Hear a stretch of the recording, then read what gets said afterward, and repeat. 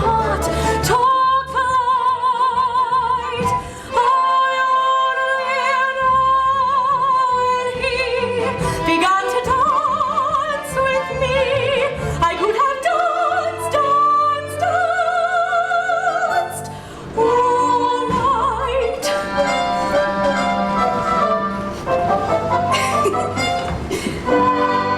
It's after 3 now. Don't you agree now? She ought to be in bed. I could have tired out. You must be dead. Have your face is drawn. Your eyes are red.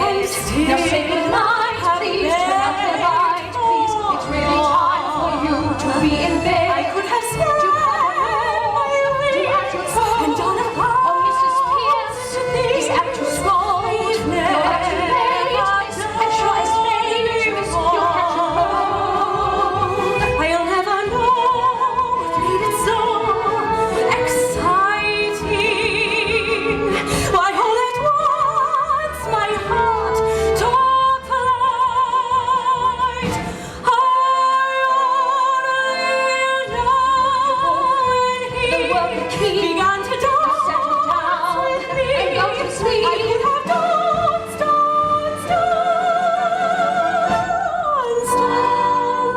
I understand, dear. It's all been grand, dear. But now it's time to sleep.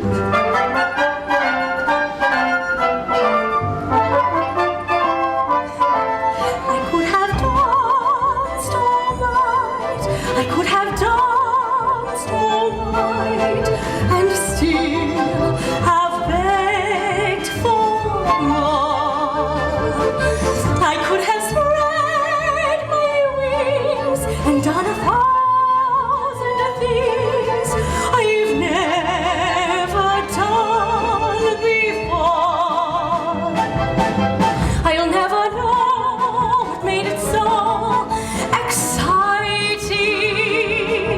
Why all at once my heart took flight. I only know when he began to dance with me. I could have danced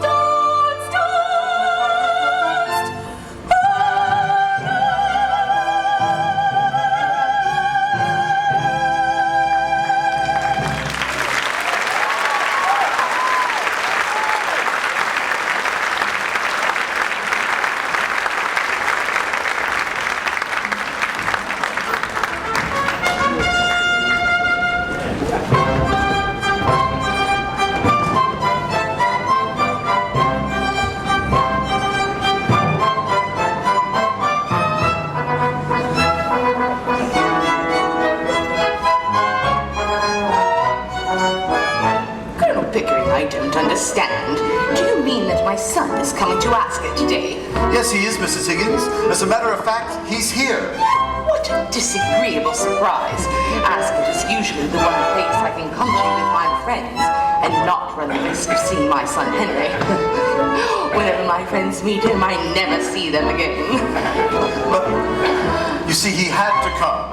He's taking the girl to the annual embassy ball, and he wanted to try her out first. I beg your pardon. You know, the annual embassy ball. Yes, I know the ball, Colonel, but what girl? Oh, didn't I mention that? No, you did not. Oh, it's quite simple, really.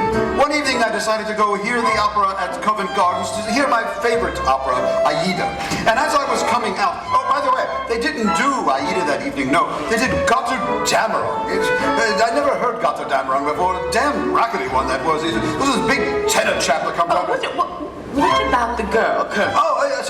Well, as I was coming out, I met your son Henry, who in turn met Miss Doolittle, who now lives with Henry. Lives with Henry? Is this a love affair? Oh, good heavens, no. No, she's a flower girl. He picked her up off of the curbstone. Flower girl? Yes.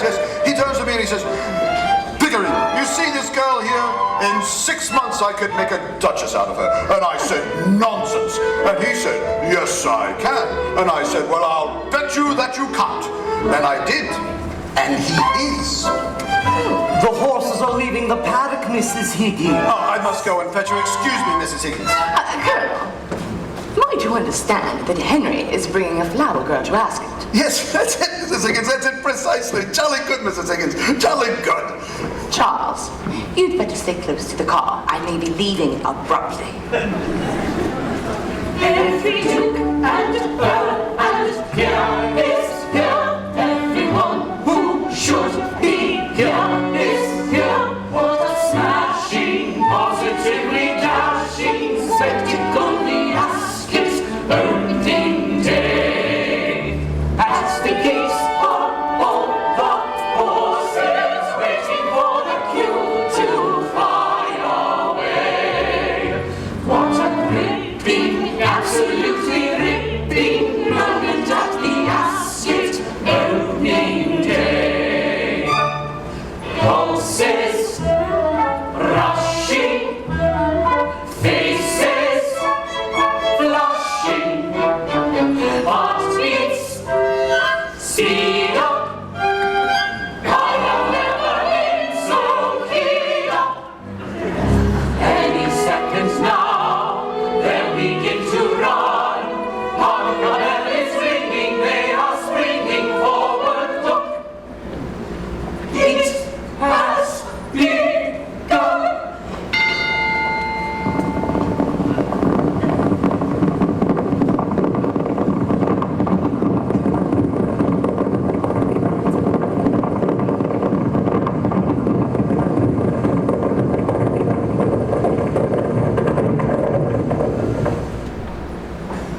What are frenzied moments that was Higgins they maintained an exhausting pace. 'Twas a thrilling, absolutely chilling running of the Ascot opening race.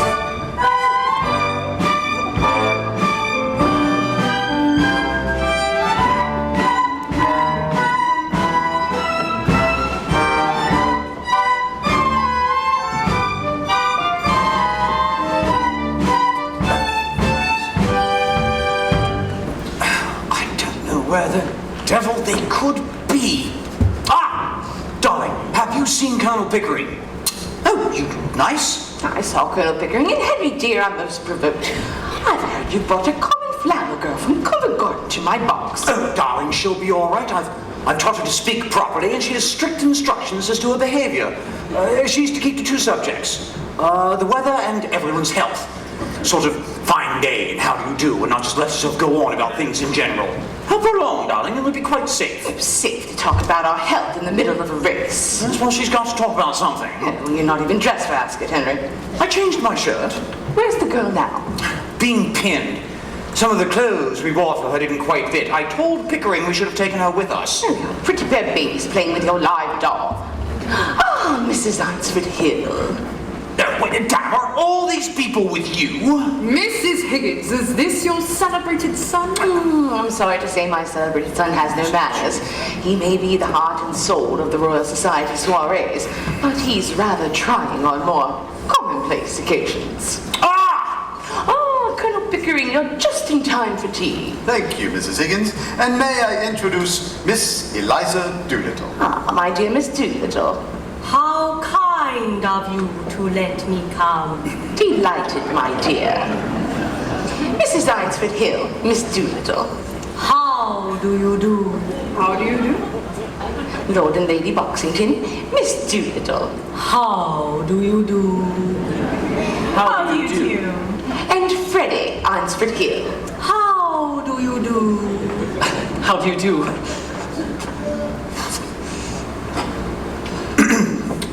Miss Doolittle? Good afternoon, Professor Higgins.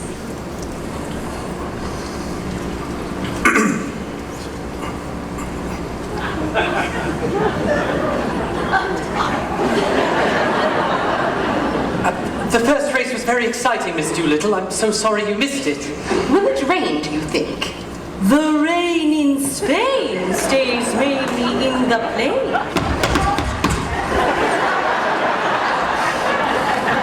But in Hartford, Hereford, and Hampshire, hurricanes hardly ever happen. How awfully funny. What is wrong with that, young man? I bet I got it right. Smashing. Well, I do hope we won't get any unseasonable cold spells. It brings on so much influenza, and our whole family is susceptible to it. My aunt died of influenza, so they said. But it is my belief they done the old woman in.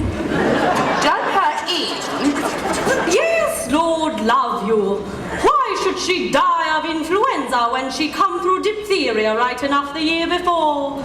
Fairly blue with it she was. They all thought she was dead. But my father kept ladling gin down her throat. Then she came to so sudden that she bit the bowl off the spoon. Now, what call would a woman with that strength in her have to die of influenza? And what became of her new straw hat that should have come to me? Somebody pinched it. And what I say is, them as pinched it, done her in. Done her in? Done her in, did you say? Oh, yes, that's the new small talk. To do a person in means to kill them. But you surely don't think your aunt was killed? Do I not? Them she lived with would have killed her for a hat pin, let alone a hat. Well, it can't have been right for your father to keep pouring gin down her throat. That might have killed her. Not her. Gin was mother's milk to her. Besides, he's poured so much of it down his own throat, he knew the good of it. Do you mean that he drank? Drink, my word, something chronic. Here, what are you sniggering at? The new small talk. You do it so awfully well. If I was doing it proper, what was you laughing at? Have I said anything I oughtn't? Not at all, my dear. Well, that's a mercy anyhow. What I always say. I wonder if there's time to place a bet on the next race. Come, my dear. I'm afraid not, Colonel Pickering. I have a bet on number 7. I would be so happy if you would take it. You'll enjoy the race ever so much more. That's very kind of you. His name is Dover. There they are again, lining up to run. Now they're holding steady, they are ready for it. Look, it has been done. Come on, Dover. Come on, Dover. Come on, Dover, move your blooming ass!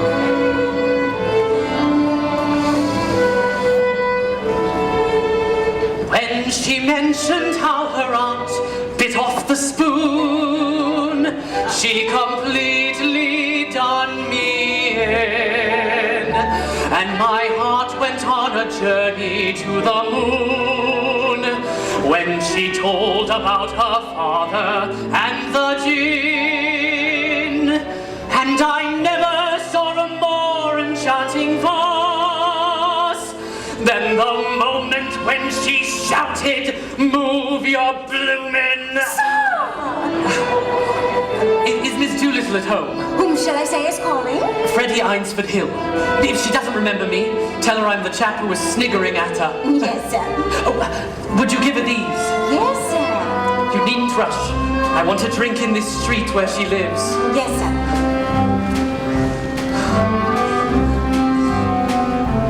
I have often walked down the street before, but the pavement always stayed beneath my feet before.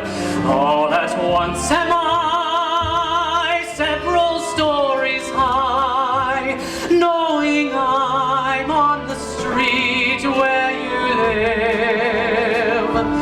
Are there lilac trees in the heart of town?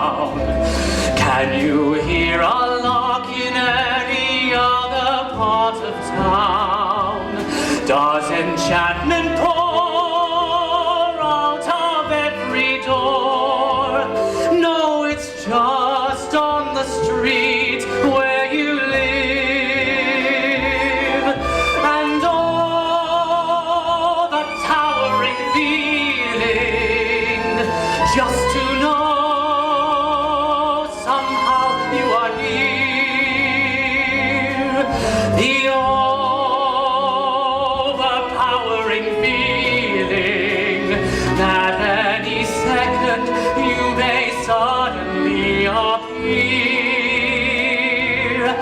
People stop and stare, they don't bother me. Oh, there's nowhere else on earth that I would rather be. Let the time go by.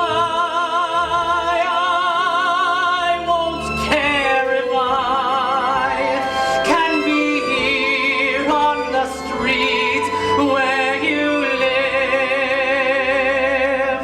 Mr. Arnsford Hill? Yes, I'm terribly sorry, sir, but Miss Doolittle says she doesn't want to see anyone ever again. but why? But she was magnificent. Magnificent! Do you have the right address? Of course. Tell her I'll wait. But it may be days, sir, even weeks. But don't you see? I'll be happier here.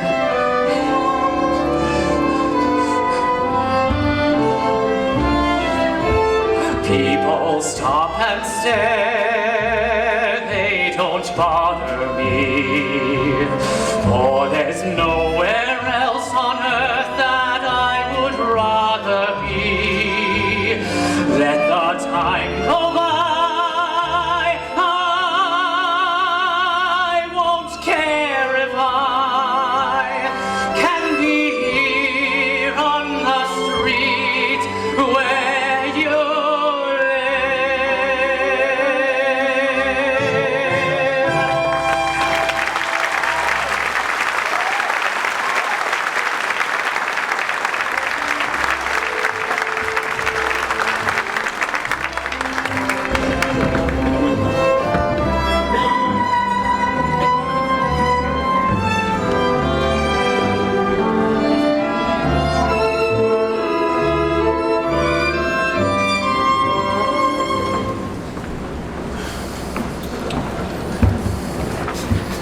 Higgins, if there's any mishap at the embassy ball tonight, if Miss Doolittle suffers any embarrassment whatever, it is on your head alone. I've been begging you to call off this experiment ever since Ascot.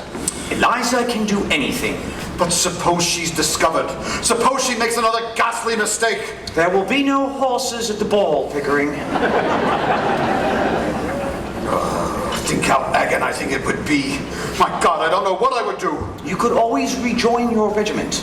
Higgins, this is no time for flippancy. The way you've driven that girl over the past 6 weeks has exceeded all the bounds of common... Oh, for God's sakes, Higgins, will you stop pacing up and down? Can't you settle someplace? Have some port, it will quieten your nerves. I'm not nervous. Where is it? On the sidewalk. The car is here, sir? Thank you, Mrs. Pierce. Are you helping Eliza? Yes, sir. Well done. Help her indeed. I'll bet the damn gown doesn't fit. I warned you about those French designers. You should have brought her to a good English store where you knew everybody was on our side. Have some port.